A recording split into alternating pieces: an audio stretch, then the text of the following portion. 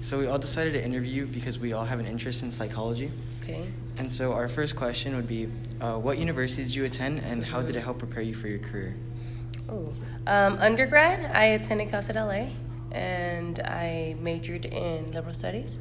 I wanted to be a teacher, and I minored in psychology. After a few observations in the classroom, I felt maybe that wasn't for me. But I still wanted to work in schools. So I looked into different universities, and the one that I chose is called Align International University. They specialize in many areas in psychology. So they have like forensic psychology, clinical psychology, school psychology, which is what I currently practice. So I completed my master's program and my doctorate program. Okay, and you said that at first you wanted to be a teacher before you became a psychologist. Yes. So what challenges did you encounter when you were going to school, or what made you, or it's like you said your observations, so what in the classroom did you observe that? I just felt that while in the classroom there was more of a need to understand why a student was behaving the way they were behaving or learning the way they were learning.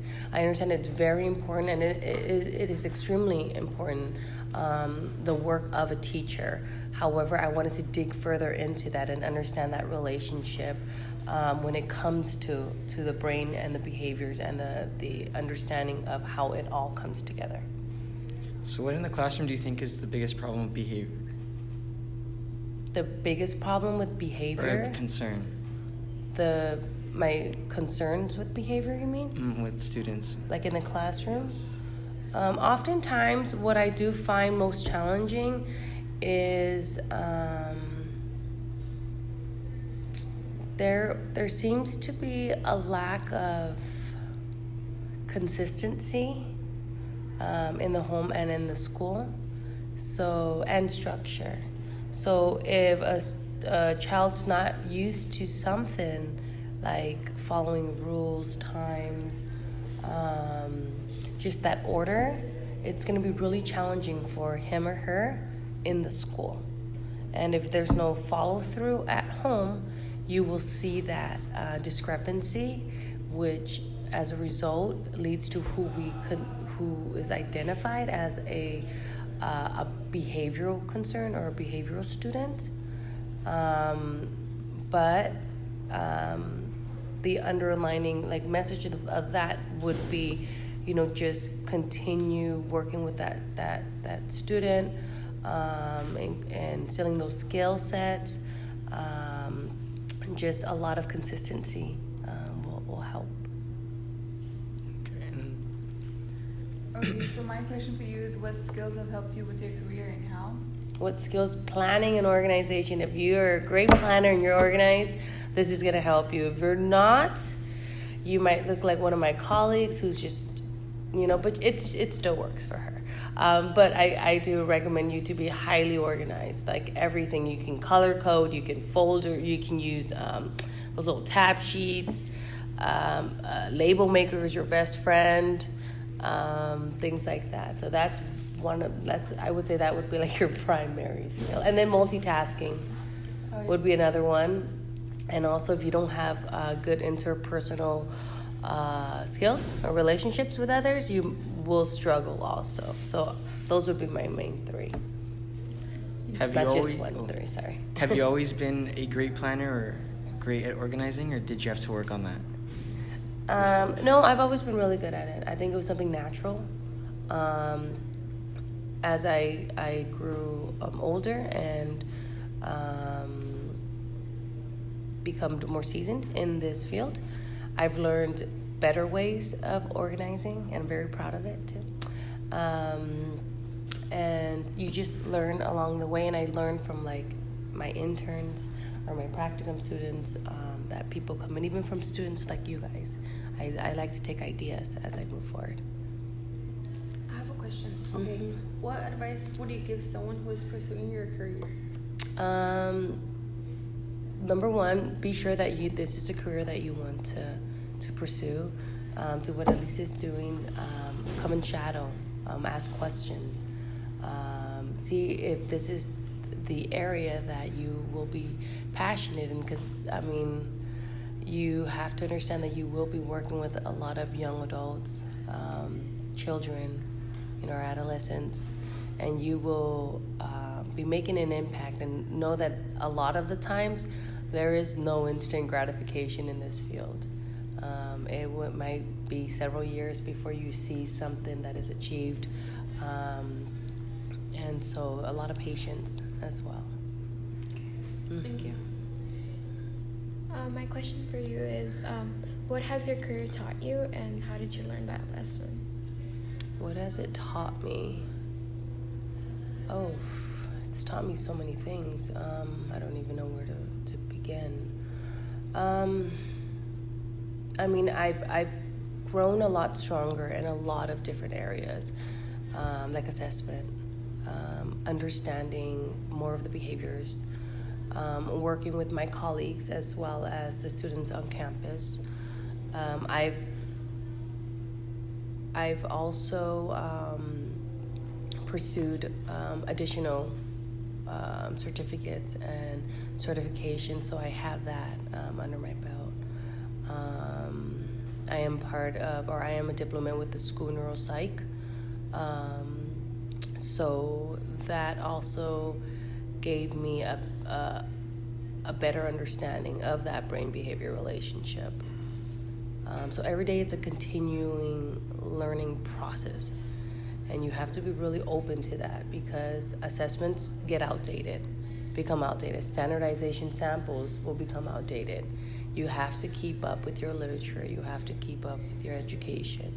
And if you are not interested in doing that, I would recommend you sticking with like accounting or something that's a little, but that's something that you need to have, that self-motivation, that need to learn. When going into your career, did you think you would learn so much? I don't know. I'm very, sometimes I don't look at it in that sense. Like, I don't see it just yet until I reflect. So when going into the career, there was just a lot of energy already, and I didn't have a problem. Even to this day, I still feel like I can do more. There's just always that need to want to learn more. So that's really difficult for me to say, because I didn't expect to be where I am. I just took it day by day, and then it just continued to grow as I found more interests in certain areas of this field. Our next question is, what qualities do you find most valuable for a school psychologist? Well, qualities, again, like your people skills, you have to know that. You have to have that. If you don't, it's going to be very difficult. Not only do you work with like teachers and students, but parents, administrative, your clerical, your district personnel. So you're going to work with many types of people with many different personalities. And if you're not very flexible, or if you're like rigid about certain things, it's going to be difficult. Also, you talked about having certain certifications underneath your belt. To become a school psychologist in California, what certifications do you need? You need to have a pupil personnel service credential, and so your background would be in school psychology with a PPS credential, and that just gets renewed every 5 years. Thank you. Is there anything that you would like to add about your shadowing I just have a question. Was there like a benchmark in your career where you felt like you have it under control, like you're extremely confident in what you do? Or was it like straight out of your master's, like you just... I've always felt very confident. I think that's my number one thing. I felt that even if you didn't know it, you faked it until you knew it. And so when I spoke, people look at you and they turn to you for answers. But even to this day, I'm pretty confident with what I do, but I also feel like I lack. And I think that's what drives me to continue to want to learn more. There's always going to be ongoing material, like new instruments that you're going to have to learn, and new laws and stuff like that. So I feel like it's never just like a stay put or a standstill. You just have to continue moving. That's a great question. All right. Would you like to talk about your experience shadowing? I've only been shadowing for like 2 days now. I just graduated with my undergrad in social justice and human rights. And at first I thought I wanted to go into law, but then I thought law takes a very long time, not like just schooling, but to see actual change. Like, but I guess like also like with school psychologists too, it takes a long time to see like your results. But for law, there's just more, I guess, like steps that need to be put in place. And I think now with our current administration, it just seemed like we were hitting brick walls left and right. So I wanted to go into psychology to see like what I can do to like make, I guess, tangible change, because I want to go into school psychology for, it's like I have a short-term goal and a long-term goal. Short-term is to become a school psychologist and work like, I guess, like on the field, like in schools and stuff. A long-term goal, I want to be a trauma psychologist and work with like students or like just people who are basically like immigrants or refugees and stuff like that. So yeah, that's. I have a question for all of you guys. Do you guys know the different fields of in psychology? Like, do you understand the differences between what I do and a clinical psychologist?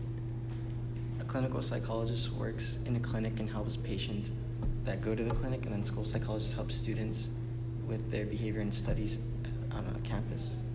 Yeah, that's similar. That's a little bit of that. Clinical psychologists also can provide diagnoses. They use the DSM-5. You guys should all be familiar with that by now. Yes, the DSM-5. Clinical psychologists can have their own private practice. They can work in hospitals. They can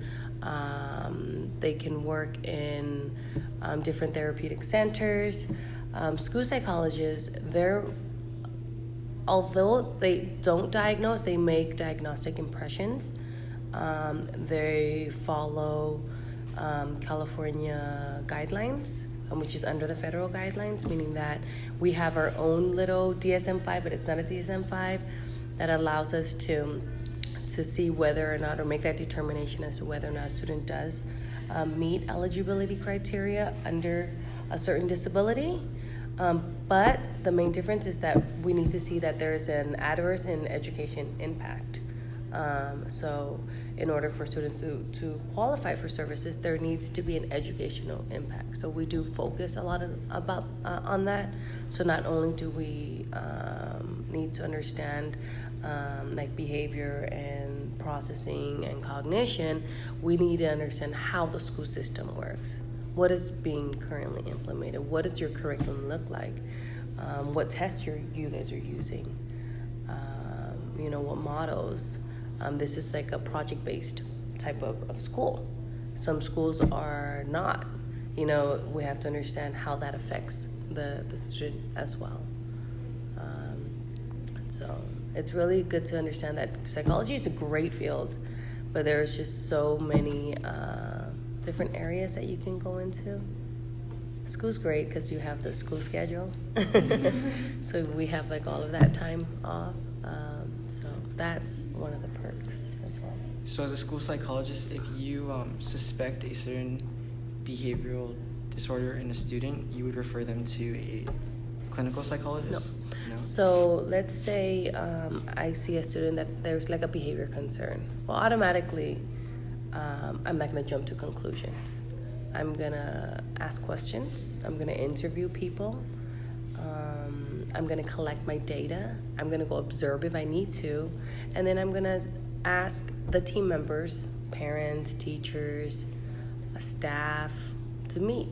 And let's discuss what's going on, understand the home environment, because there could be many reasons why. Maybe it's an isolated event. Maybe somebody died in that family and they're acting out. Maybe they're being abused and it's just been recently, or maybe it's been over a period of time. Maybe there was some trauma.